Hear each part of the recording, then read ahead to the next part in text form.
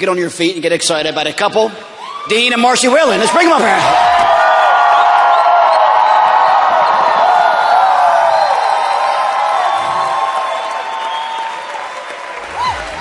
Excited to be here. Very honored to be here. You guys doing good? Right on. We are from Canada. We did travel by dog sled today. We made it just in time.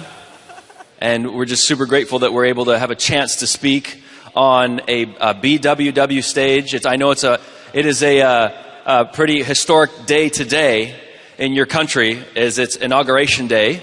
And I feel it's kind of like we have our own little inauguration here tonight, because it's the first time ever that we've spoken on a BWW stage. And we're super honored. Absolutely privileged to be here. And I heard Brian Hirosian speak. I think he's from Winnipeg originally.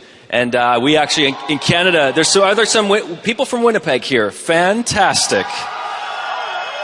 Either that, or you're super excited about Winnipeg and you just wanted to cheer. One of the two. We actually call it Winterpeg, where we're from. We're from just outside of Edmonton, Alberta, Canada. And it's cold there, but it is colder in Winterpeg. Actually, the coldest day I've ever experienced in my life is minus 53 degrees Celsius. And that was in Winnipeg. But the rest of the trip was incredible.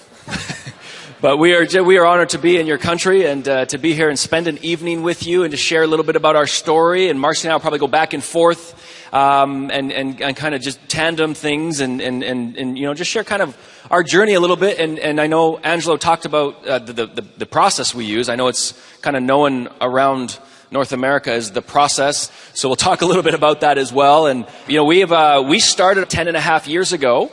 And I was actually going to go overseas. I was going to play professional basketball, and Marcy and I kind of met through the basketball community. And it's not a very big community in Edmonton, Alberta. And we sort of met through kind of mutual acquaintances. We had never actually met. And so we had seen each other, but we hadn't actually talked. So a lot of people say we went on a blind date, but that's not true, because we'd seen each other. So we actually went on a deaf date, because we hadn't spoken yet. But we had seen each other. We liked what we saw. That's right. Yeah. I saw Marcy from across the way when I was in a basketball game. I saw her sitting over there on the bleachers, and I figured out who she was. That's the first time I ever saw her, and I'd heard she was interested in me, and so then I became interested in her. And I was noticing her, noticing me, and she was noticing me, noticing her, and you know how it goes. It was a casual stalking relationship. It wasn't anything serious. I knew where his classes were. I'd printed his player profile off the internet. Just like really simple stuff.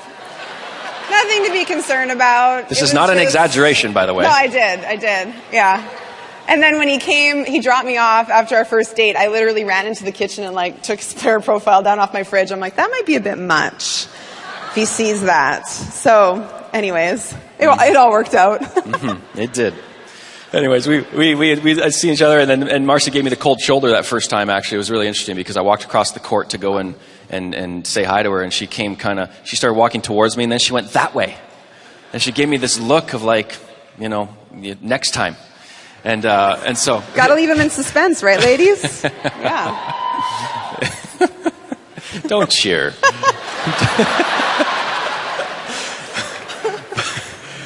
But that was kind of the beginnings of when we first started dating, and I actually grew up near Vancouver, British Columbia. Wow. That was quite the reaction. That was great. Good job. Man. Okay. I can tell you're from Vancouver. I'd recognize that noise. But that's where I'm from. And ended up moving out to Edmonton, Alberta, and that's one province over. By the way, it's a province, not a providence. I know there's a lot of times we get around a lot of our American friends, they go, "What province are you from?" And I go, "I don't know what you're talking about." It's a province. And so we ended up moving out to Edmonton to play basketball, and that was my pursuit. I was very focused on playing basketball at the highest levels that I could. I didn't really want to pursue anything other than that. I knew from a very young age I didn't want to have a job, and there's many reasons why that was, and the main reason I'll just share with you is that, I think a lot of people, we trade what we want most for what we want now. We trade time for money, what we want most for what we want now, And I saw my parents work very, very hard and not get rewarded for the, in proportion to the fruits of their labor. And I just knew I didn't want it. And I was an odd kid. I'd play basketball out in the rain at 6 or 7 years of age. And I remember thinking to myself, there's nobody else that's practicing. It's raining out. And I was like 6 or 7 thinking it's raining out.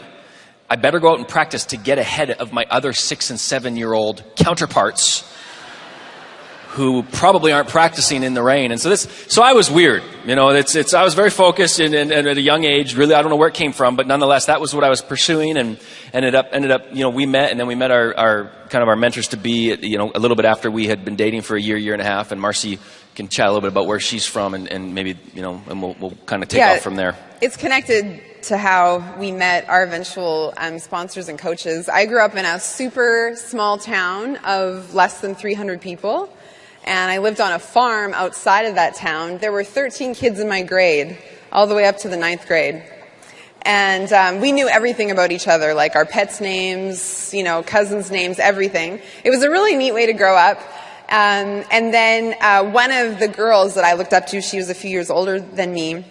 Her farm was about 10 miles from our farm. And she actually was the gal, her and her husband, who eventually sat down with Dean and I to introduce us to this amazing opportunity. And so, like Dean said, we met in university, and as Dean was wrapping up his basketball career, we were wondering what to do. He didn't want to work. I didn't want to work. We were thinking about he was going to go to Europe to play professional basketball. But we were exposed to another way, and we were so excited about it. We were so amazed that there could be another way to create a great lifestyle other than trading your time for it.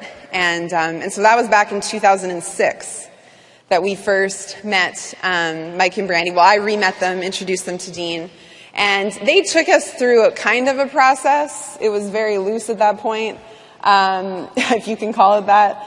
And we launched our business in April of 2006, and that was the beginning of our journey. And, we started off, and just to share with you this, once again, we're just going to share with you our story and our journey and what we saw at first, and some of the issues I kind of had, and some of the things I started to learn, and then made some adjustments, and it really allowed us to actually build something that we felt we had ownership over, which, is ultimately the goal. First year and a half, it was very much just trying to figure some things out, just trying to understand why we aren't getting traction, why our business isn't growing, and that sort of thing. I'll touch on that, and we'll both touch on that a little bit. But I just also want to reference as well that obviously we're guest speakers here tonight. Very honored to be here to grace this stage. Truly a privilege. If we say something that is not in harmony or in alignment with what you understand to be true, which may happen because we're all people and we all kind of interpret things differently, that's okay. Just remember to run things up the flagpole for whoever's coaching you, whoever's mentoring you, and just see how that makes sense for you and how you're going about doing things. But I always want to make sure I say that because we respect having the chance to speak and have this microphone and be in front of all of you. And it's humbling for us that we have a chance to be up here. And so, just remember that. I'm sure you're all aware of that and apprised of it, but it's something to continue to just be conscious of. And so at first it was confusing. It was very confusing because we understood that we were the ones. We understood this consciously, that we were the ones who could add value to somebody else. It's not that they didn't add value to us. We as people, we were equal in terms of our value.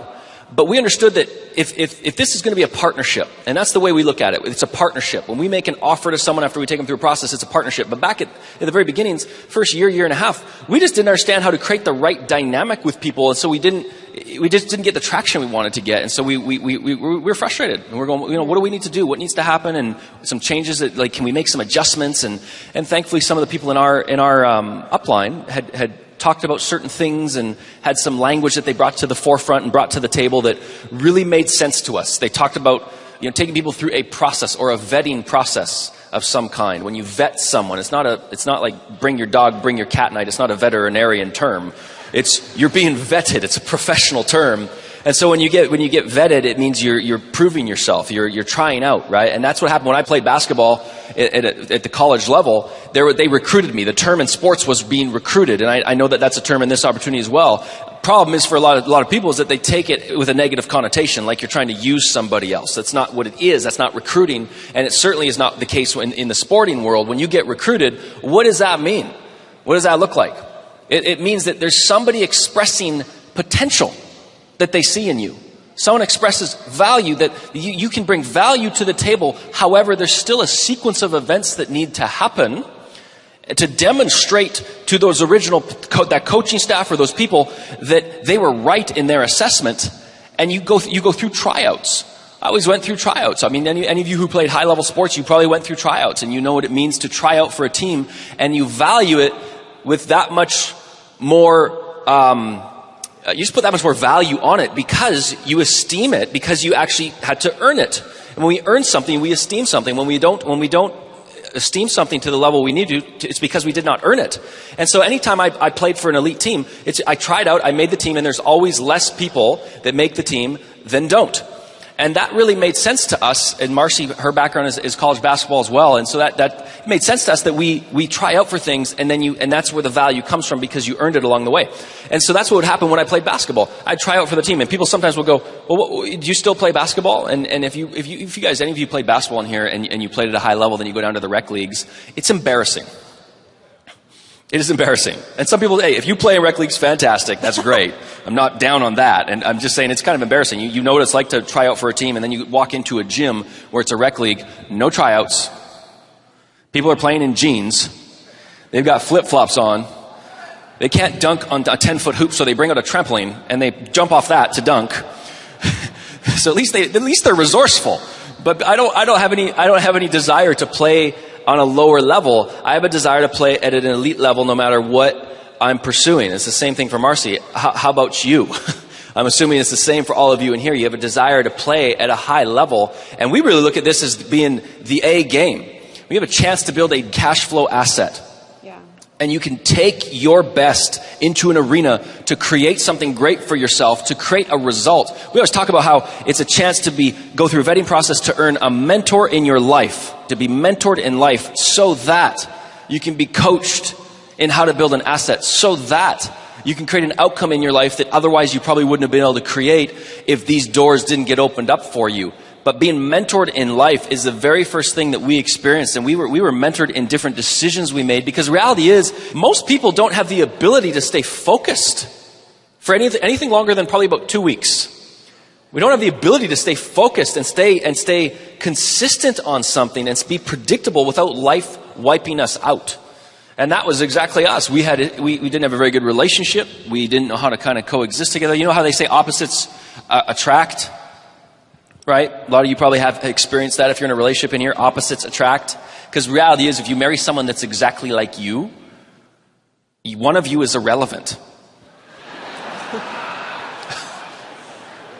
So it's very normal that opposites typically attract, because you fill voids in the other person. You complete each other instead of competing with each other. But then here's what happens. Opposites attract. Then you get married. And opposites attack. It's like two chipmunks in a bag, just going at it. And that was Marcy and I. And we were going at it, man. There were high volume conversations. It was intense moments of fellowship every hour. And it was opposites attacking, and we didn't know. It's just like what the one, you start dating, and it's like, the one thing that the things that fascinate you about the other person, then you get married and you become aggravated by it. And in our situation, our mentors had great. We had two primary couples that were in our life, and they had a great relationship. Both of them, they had great marriages. They were raising great kids, and their kids respected them. Because our belief is that if we're going to take someone through a vetting process and possibly partner up with them and make an offer to mentor them in life so that we can coach them on how to build an asset. Not the other way around for us. It's mentor them in life so that we can coach them on how to build an asset, so that they can create an outcome in life that they otherwise wouldn't be able to create. Our belief is that if we're going to mentor them, and if we're going to be mentored ourselves, that it's so vital that we're actually mentored in certain things, because if we're partnering up with somebody, they're buying into us. And at first there was not much to buy into here.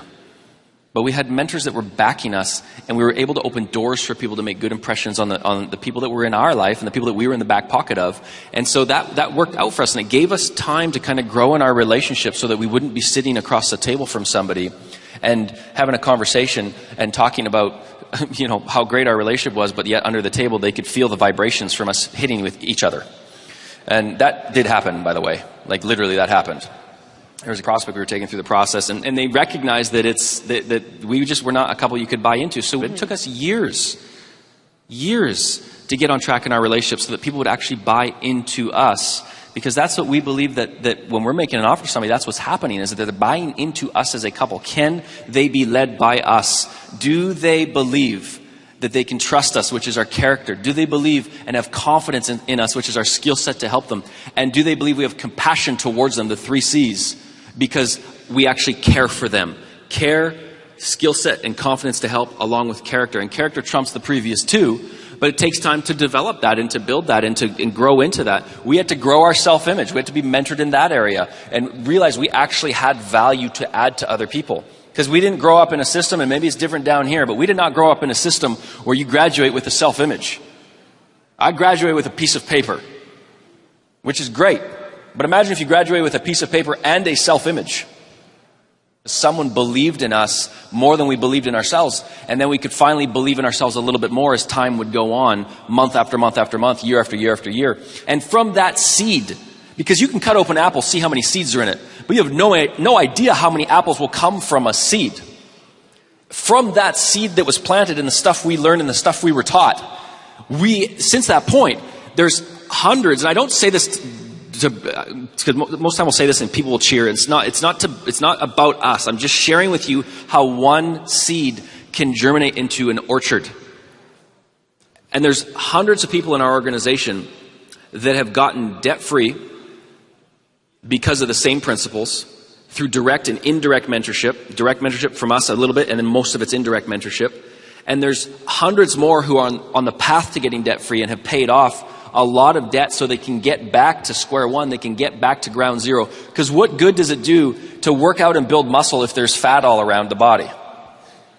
Probably you're not gonna see it. And just so you know, if you ever saw me 3 or 4 years ago, I would my nickname was Too Fitty.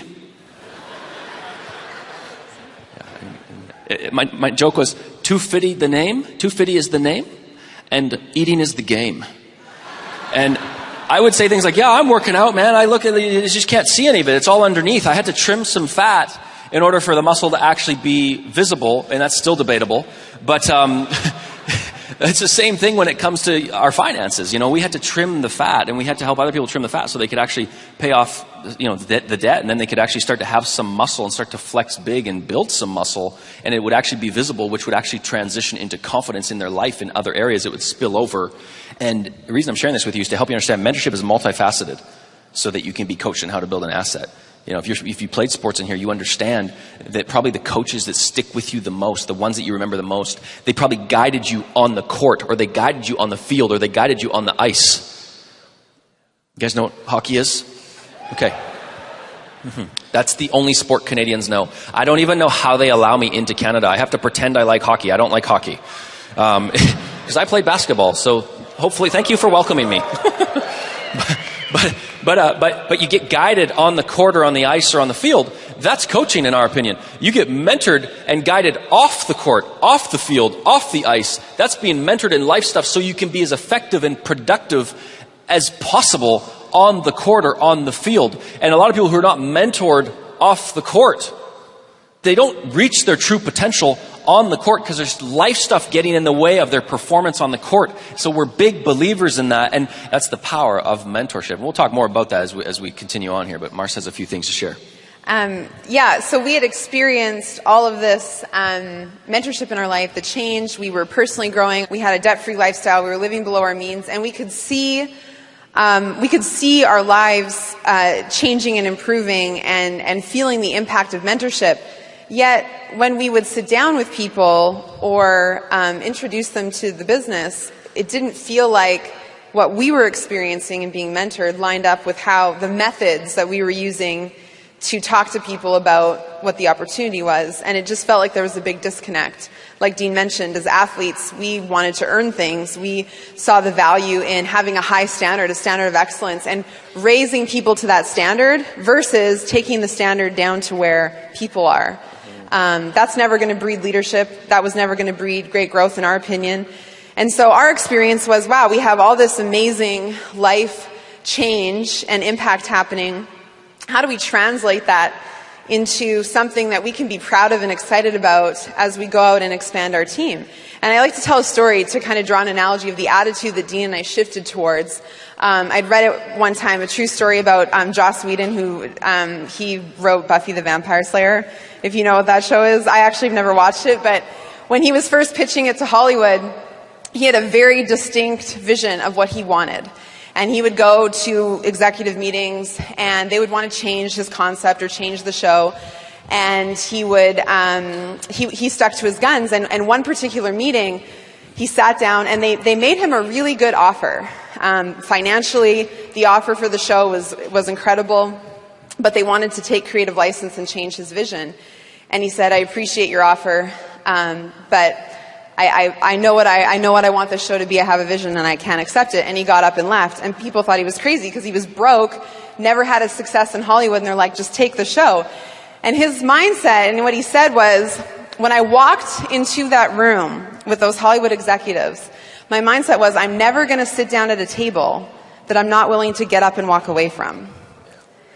And when Dean and I started to qualify people and take them through a process, our mindset was, we're there because, not because we're better people or we're superior to them in value in any way, but we have the opportunity. We have mentors that can help change their life as our life has been changed. If we're going to open a door to the great people in our life that we respect and hold in high esteem and high regard, we're not going to waste their time. We're not going to introduce people to them that aren't qualified and aren't serious. And so when we sat down to meet people and to first start taking them through a process, we were prepared to get up and walk away from that table. If it didn't fit, if it wasn't going to be a fit in values or connection, or if they didn't place a priority and a value on the results that were available. And I think before, the mindset was anybody. Just anybody, any standard, throw mud on the wall, see what sticks. And we just grew tired of that. And so our mindset shifted to, okay, we have the opportunity, and I think anything of great value is worth a great price and is worth earning. And so we wanted to set the standard so that when people received an offer, if they received an offer, for us to sow into their life so that we could teach them how to build the asset, the business, so that they could become financially independent and lead an incredible life, we wanted to feel really great about that partnership, and we wanted them to know what we were going to give to them, and in turn what we would expect from them, so that it would be a symbiotic relationship, and it wasn't like we were convincing them to buy a product or convince them to come to a function or feel like we were always the ones who were chasing, when it's totally backwards, the dynamic, when the opportunity sat with our mentors. So that was the beginning of our journey and changing our mindset to building something with the qualification process. And the biggest thing that Dean and I believe and think is important for people to understand that are using a process is that it's not about steps or jumping through hoops or having these steps just for the sake of having them to be cute and fun and be like, check, move on to the next one. It's a leadership development tool, and its purpose is to prepare somebody for business ownership so that by the time they're fully educated and ready to receive an offer, they can hit the ground running and have an incredible experience and understand, what mentorship's about, what coaching's about, what building an asset is about. And they have an entrepreneurial mindset versus that employee mindset that all of us have to fight, because most of us come from probably the employee world. And so it's so crucial and vital for people to understand why they're doing what they're doing. And that's why Dean and I spend a lot of time talking to people about why is there a process. It's not for fun. Although certainly I think it's, for us, we love knowing exactly what we're going to do, exactly what we're going to cover with somebody as we take them through. But it's to develop people. It's to prepare people to be great. Because every time that we extend an offer, we believe and expect great things of that person.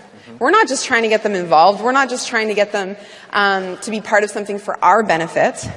there's a mutually beneficial relationship in that by helping them be successful and start to change their family, we in turn are rewarded as well. And it's the greatest, most purest form of free enterprise that exists. And so we desired to find something that fit the incredibleness of the opportunity, what we saw as a game changer, something that can totally change and revolutionize our countries at the grassroots level by teaching people ownership and entrepreneurship. We held it in the highest regard and wanted to treat it that way. And so, yeah, it was a mindset shift, and it was not necessarily the fastest growth initially, because when you take the time to take someone through a process, it's not like that quick hit of somebody getting involved. It took time, and it was a process of really seeing people develop and grow. But I think what I'll just run through before I pass it back over to Dean is I just thought I would share a little bit about our journey just to give you context of what it can look like. Because we've been using a process now for, but almost 10 years, 9 years, because it hasn't been our full business life. But just what it can look like in terms of when you prepare people properly. This is where important, incredible emotional revelations happen. We believe the functions are so powerful. And so our first year of business, we had a team of like 15 people or less. It was very much 2006. Is that what I? Oh, yeah, 2006, about 15 people. The next year in 2007, we had about 25. 10 people in a year isn't like amazing growth. So we felt like we actually kind of went backwards and then added a little bit. And then 2008 is when we really started to implement the full process. And then we had 40 people on our team. 2009, 100. In 2010, we had 400 people going to functions. Then 750. Then 1,400. Then 2,000. In 2014, 3,000. 3,500. Now we have about 4,000 people going to functions. And it just progressively increased. Thanks. I just wanted to tell you, obviously your journey is going to look different, but, you know, the growth, the first 3 years, it was 15, 25, and 40 people. And then the next 3 years were 100, 400, 750. And then we were recognized as New Diamonds. We had about 1,400 people going to functions. It got to the point, because all of our functions were in the United States. Obviously, we're from Canada. 99% of our team's from Canada. It got to the point where we literally had charter buses full of people crossing the border, 20, 25, 30 charter buses, and the border actually called me on my cell phone. And they said, this is, hello, Mrs. Whalen. That's like my terrible American accent. I said, yeah. I said, are you the one with all the buses, ma'am? And I said, yeah. It's me and a number of our business partners, like, we'd really appreciate it if you could give us a heads up when you're coming, because we need to hire about 10 extra staff that weekend to get through all your buses. And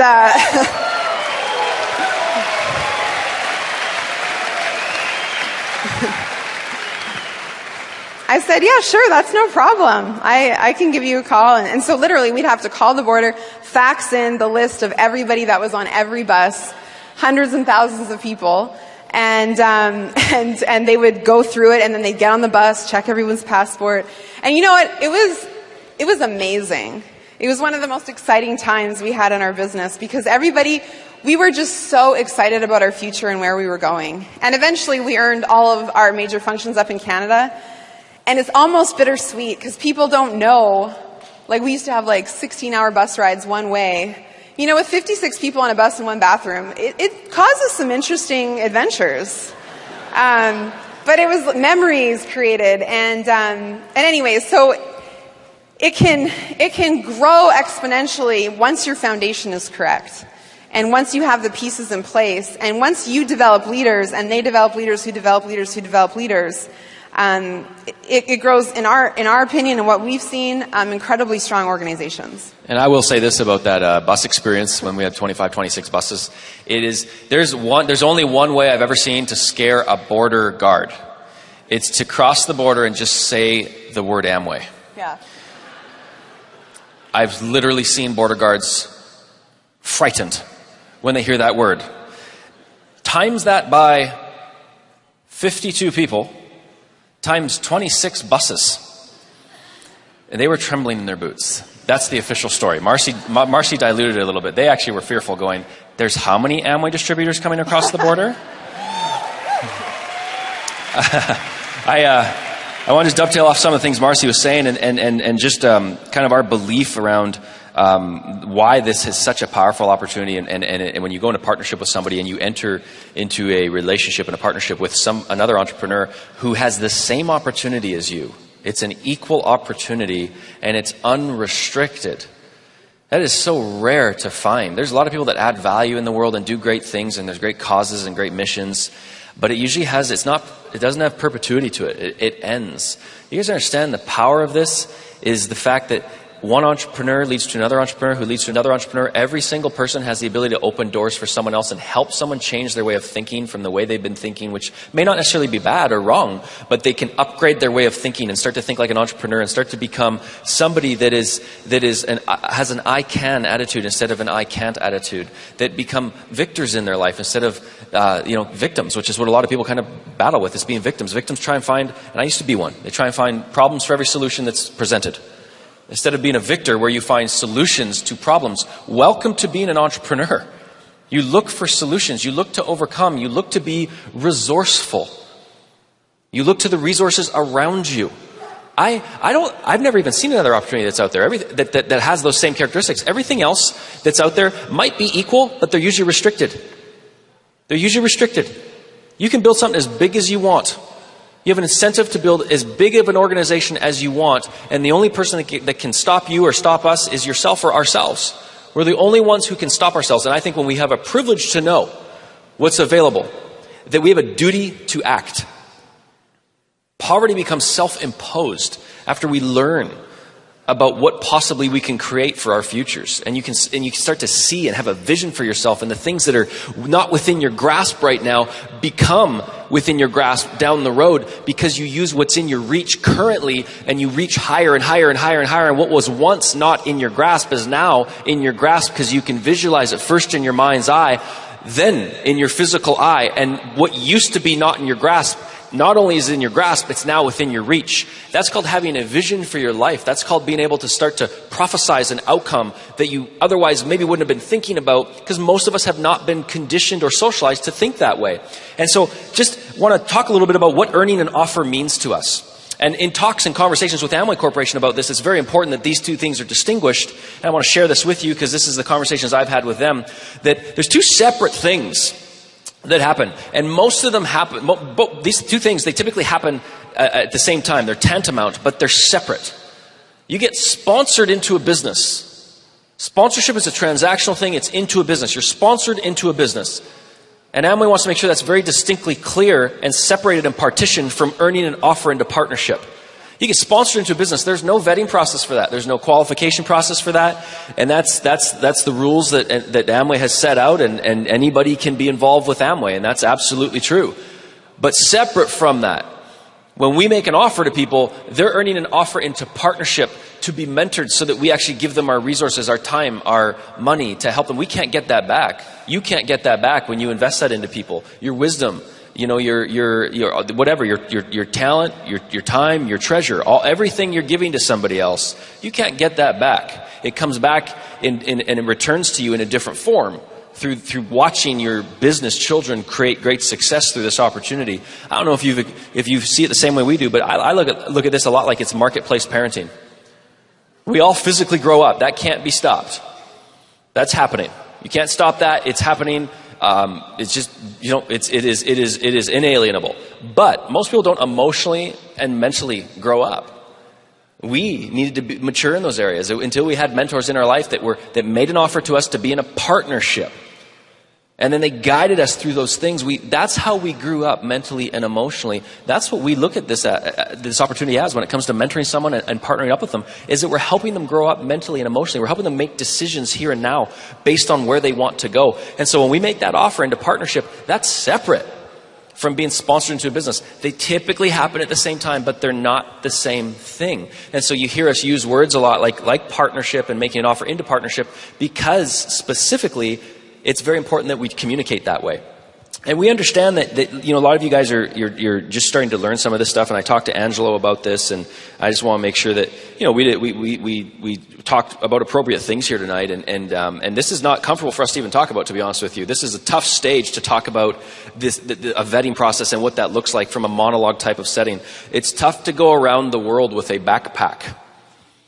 And content without context is like a king without a crown.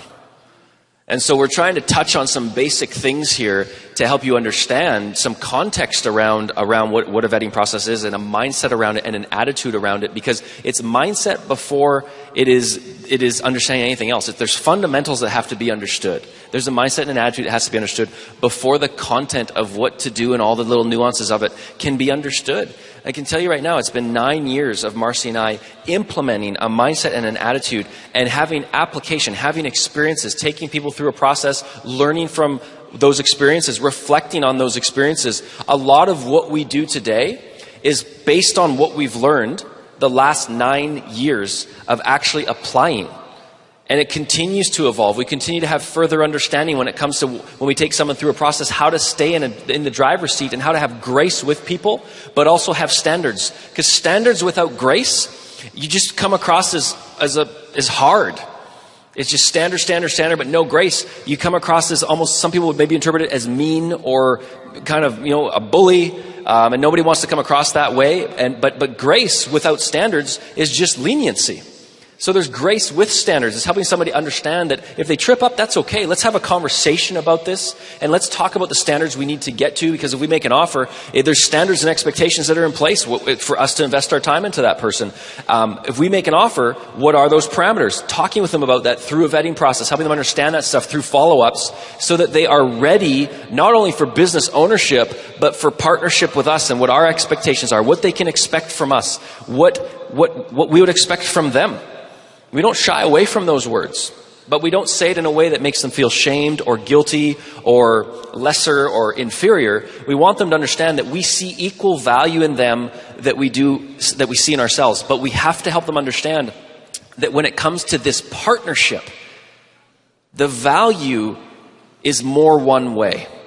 Not as people, but in the partnership of who can help who. Right? It doesn't make sense to be a beggar when you're a chooser. Beggars can't be choosers. Choosers never beg.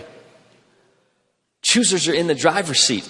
And I would struggle with this probably for the first 2, 3, 4, 5, 6 years. I would struggle with not being in the driver's seat. At first, I wouldn't even recognize it. It's like you drive. It's like when we open a door for someone to go through a vetting process, and we consider taking them through that process to go. It's like almost opening the passenger door, saying, "Okay, come on in, hop in. I'm going to drive the car. You're going to sit in the passenger seat, and we're going to take a little ride. And if it makes sense at the end, maybe you'll pass your driver's education course, and maybe you'll get your own car," which means we went into partnership. But I'm going to be the one in the driver's seat.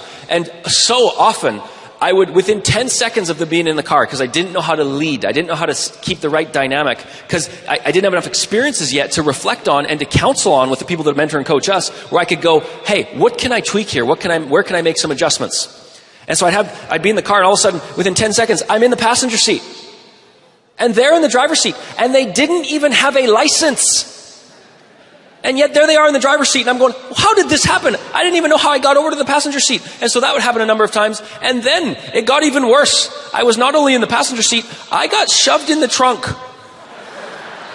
I'm now in the trunk banging, going, "It's dark in here. How did this happen? Where am I? Help me. Get me out of here."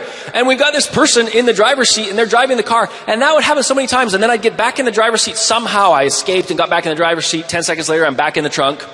And this dynamic shift would continue to happen. And we'd enter into a partnership with someone, but the dynamic wasn't stable and steady throughout the whole process. I believe it takes 4, 5, 6 weeks, 3, 4, 5 weeks, 6 weeks. That's kind of the length of time our processes take to establish the right dynamic. And it's been established accurately when you make an offer to somebody, they show up to their launch and they brought you flowers. Well, Marcy anyways, they didn't bring me flowers.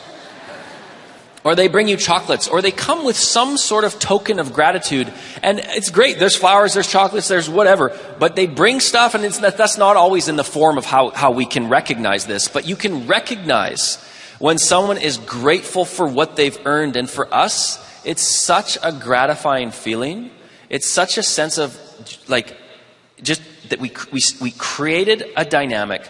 If that dynamic stays consistent, if it stays consistent and there's a healthy mutual respect, two-way street respect, but they understand that the value that we can add to them is greater than the value they can add to us, that doesn't mean they don't add value to us. It just means there's more value going one way. And that's the person with the opportunity. That's the person who opened the doors for them. And we have to act that way. We have to be consistent in our character and consistent in our word and our deed and our action throughout our interactions with people, because that's how buy-in ability happens. I am a big believer that the number one characteristic of building this opportunity, when you build a character-based opportunity, which is what we believe this is, there's people that have talent, there's people that have skill sets, and that can maybe enhance. But I think it's a character-based opportunity where when you look someone in the eyes, vis-a-vis, eyeball to eyeball, and they can buy into you because in their heart they feel and sense you are trustworthy.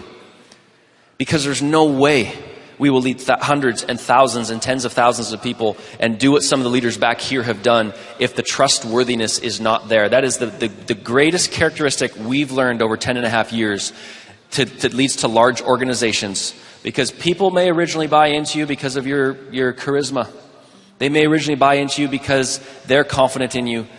But they stay with you because they believe you have character. They believe you're rooted. They believe in what you stand for. They believe in what you represent. They believe that you can lead them.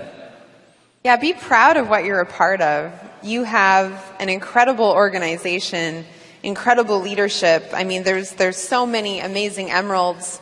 And above backstage, we don't have time to mention everyone, but it starts with your amazing leadership. And the Nardonis, and we are so blessed to be able to come and share their stage with them, and for them to have us in, we consider it a tremendous honor. I was saying that when they were honored with a Hero Award at Achievers, and their heart and their compassion for others and their willingness to give back and to serve is absolutely amazing. And to be part of an organization where so clearly the character is there, you're very blessed. Your other leaders like Wayne and Suzanne Callender, Charlie and Ann Durso, Dave and Mia Taylor, Dean mentioned Brian Hiroshin, and we have a personal soft spot for our Peter Island buddies, Vinny and Dana Papalardo, Tanya and Francis. We got to know Vinny and Dana, Tony and Francis, and Dennis and Danielle when we went to Peter Island 3 years ago, I think it was.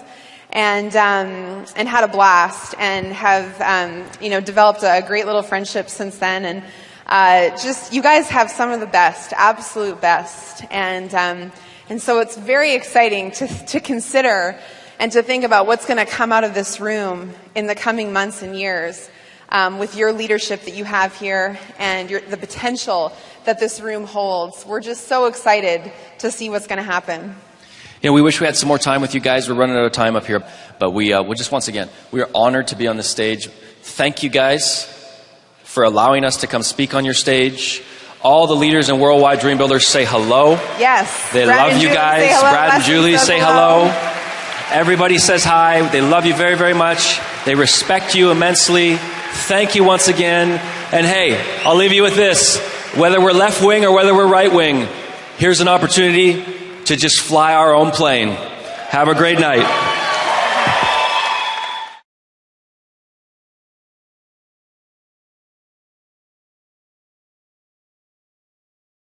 While the techniques and approaches suggested in this presentation may have worked for others, no one can guarantee that they will work for you.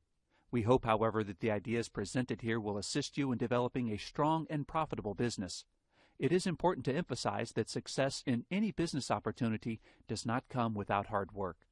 Purchase of this product is optional and subject to the refund policy described in your purchase agreement for business support materials.